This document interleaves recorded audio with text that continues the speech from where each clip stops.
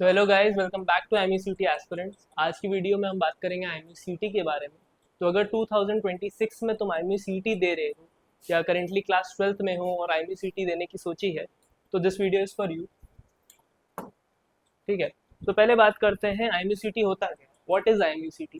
तो MUCT stands for Indian maritime university central entrance test. तो एक एंट्रेंस एग्जाम होता है जो एमयू कंडक्ट करता है, और जो भी तुम्हारी इसमें रैंक आती है उसके थ्रू तुमको एमयू कैंपसेस अलॉट होते हैं। ये रैंक तुम्हारे लिए इंपॉर्टेंट इसलिए है क्योंकि ये IMU campus as well as तुमको प्राइवेट कॉलेजेस में एंट्री के लिए भी यूज होती है। सेकेंड चीज जो है, is it compulsory to give IMU CET. तो आईएमयू सीटी के अलावा क्या कोई दूसरा तरीका है मर्चेंट नेवी में आने का, कि सिर्फ और सिर्फ आईएमयू सीटी ही है। तो द थिंग इज, अगर तुम मर्चेंट नेवी में बीएससी या बीटेक, ठीक है, जो कोर्सेज जो मैं अभी बताऊंगा वो करना चाहते हो, तो आईएमयू सीटी इज कंपल्सरी।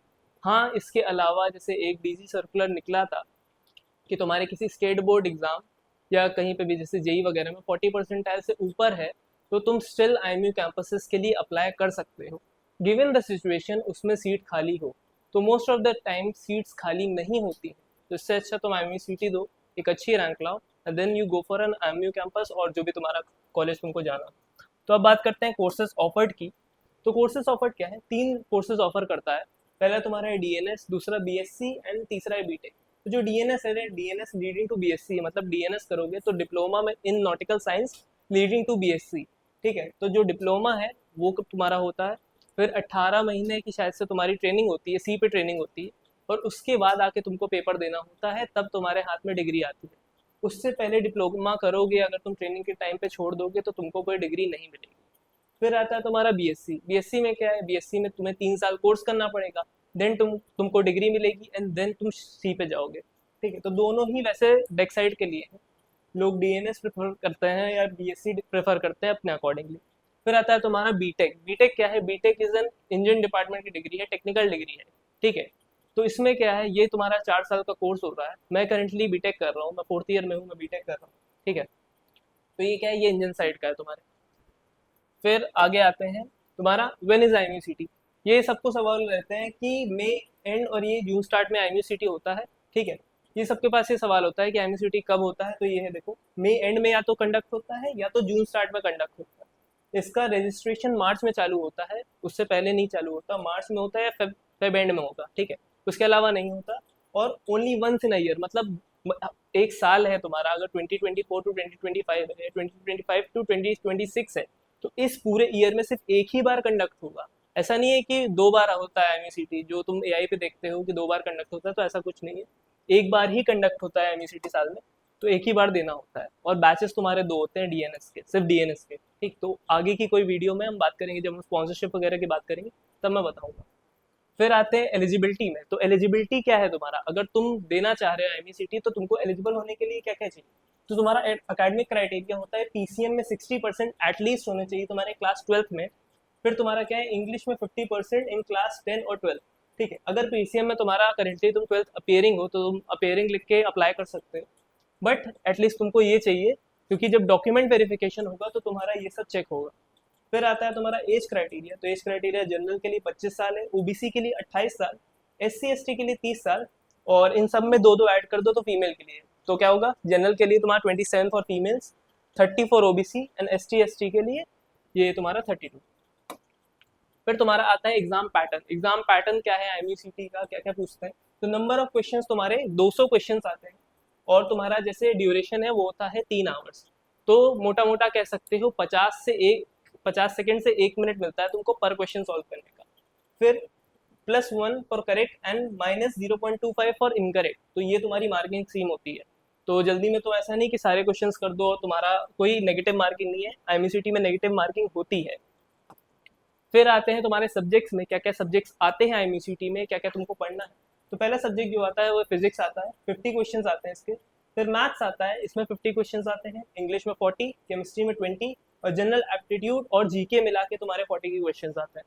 तो कुछ इस तरीके से वो एडअप होके 200 क्वेश्चंस होते हैं तुम्हारे।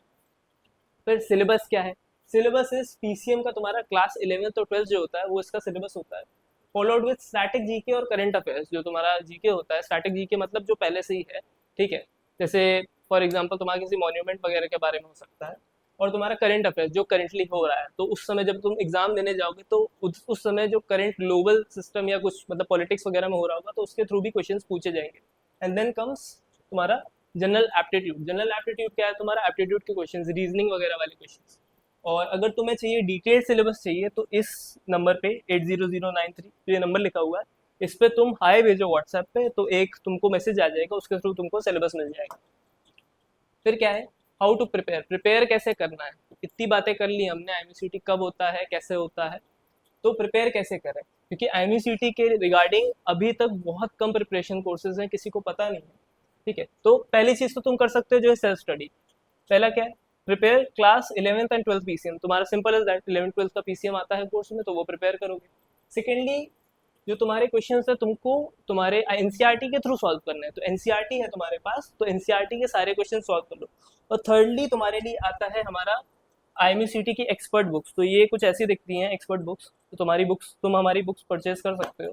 तो इस बुक्स को परचेज करने का लिंक तुमको डिस्क्रिप्शन में मिल जाएगा या तो पिंड कमेंट में पिंड रहेगा। ठीक है, तो ये बुक्स स्पेशली IMUCT के लिए हम लोगों ने बनाई है। तो ये ऑल इन वन बुक्स है। PCM के लिए अलग से बुक्स है और तुम्हारी स्पॉन्सरशिप के लिए और तुम्हारी इंग्लिश के लिए एक अलग से बुक है। ठीक, तो 2 बुक का सेट आता है। चाहे तुम सोलो परचेज कर सकते हो या अलग अलग से भी परचेज कर सकते हो। और दूसरी चीज़, जो अगर तुम सेल्फ प्रिपेयर कर रहे हो तो हमारे चैनल्स को सब्सक्राइब करके रखो, क्योंकि इसमें डेली वन शॉट, डेली तो नहीं मतलब जब तुम्हारा एग्जाम होगा तो उस टाइम पे वन शॉट्स, तुम्हारे एग्जाम पेपर के एनालिसिस और सब कुछ डलेगा। ठीक है, तो सब्सक्राइब करके रखो। फिर आता है तुम्हारा, अगर तुम्हें थोड़ा ज़्यादा है कि हाँ भाई मेरा लास्ट ईयर है या तुमको उसी साल क्लियर करना है, then I would suggest you कि तुम कोई पेड बैचेस ज्वाइन करो। हमारे पेड बैचेस ज्वाइन कर सकते हो। तो ये कुछ फीचर्स हैं जो तुम्हें हमारे पेड बैचेस में मिल जाएंगे। ठीक है, एज वेल एज तुमको साथ में हमारे मॉड्यूल्स भी मिलेंगे, डिपेंडिंग ऑन तुम कौन सा प्राइस का बैच खरीदते हो। इसमें तुमको मॉक इंटरव्यूज और बाकी चीज़ें भी मिल जाएंगी जो कि वेरी वेरी नेसेसरी है अगर तुम DNS या BSc या किसी का भी इंटरव्यू निकालना चाहते हो। इवन तुम्हारा BTech और BSc के लिए भी तुलानी इंटरव्यू देता है, तो mock interview is a must write now. ठीक है, क्योंकि प्रॉब्लम है, पहले कंपटीशन कम था, अभी कंपटीशन बहुत ज़्यादा है, तो उस हिसाब से तुम लोग को प्रिपरेशन की ज़रूरत होगी। एंड मॉक इंटरव्यूज बाकी चीज़ें सिर्फ और सिर्फ पेड बैचेस ही प्रोवाइड कर सकते हैं। बट बिफोर कि तुम अपना जर्नी चालू करो, तुम पढ़ाई करो IMUCT की, ये कुछ मेडिकल क्राइटेरियाज हैं जो तुम एक बार चेक करवा लो। ठीक है, तो पहली चीज़ है तुम्हारा कलर ब्लाइंडनेस। तो कलर ब्लाइंडनेस तुमको नहीं होना चाहिए। कलर ब्लाइंडनेस अगर तुमको होगा तो तुम लाइक कहीं से भी किसी भी तरीके से तुम मर्चेंट नेवी में नहीं आ सकते हो। क्योंकि कलर ब्लाइंडनेस का क्या है, तुम्हें शिप में रिक्वायर्ड होता है कलर्स को मतलब पहचानना कि कौन सा क्या है। तो इन द केस अगर तुम्हें कलर ब्लाइंडनेस है तो तुम क्वालिफाइड नहीं हो। Second comes your I site. अगर तुम्हारी आई साइट बहुत वीक है तो देखो, अगर तुम मर्चेंट नेवी में आना ही चाहते हो तो सिंपल ऑप्शन है, या तो तुम लैसिक करवाओ, या तो अगर तुम लैसिक नहीं करवाना चाहते हो और तुम्हारी आई साइट वीक है, जो तो उसका मेडिकल स्टैंडर्ड है उससे वीक है, तो you are not eligible to join merchant navy. Third और लास्ट थिंग आती है तुम्हारी BMI। देखो, BMI हर जगह का तो नहीं पता मुझे, लेकिन DNS के लिए अगर तुम अप्लाई कर रहे हो तो तुम्हारा BMI फिट होना चाहिए। और BSc और BTech वो थोड़ा तुम्हें कंसिडरेशन दे सकते हैं, येट तुम्हारा नॉर्मल से बहुत ज़्यादा ऊपर नीचे नहीं होना चाहिए। ठीक है, और अगर तुमको और भी ज़्यादा कोई इन्फॉर्मेशन चाहिए, और भी कुछ प्रॉब्लम हो, कुछ बैच के रिलेटेड जानना हो, कुछ भी इन्फॉर्मेशन चाहिए, तो तुम इस व्हाट्सएप पे टेक्स्ट कर दो हाय। ठीक है, so that's it for the video. I will see you in the next one. Bye bye.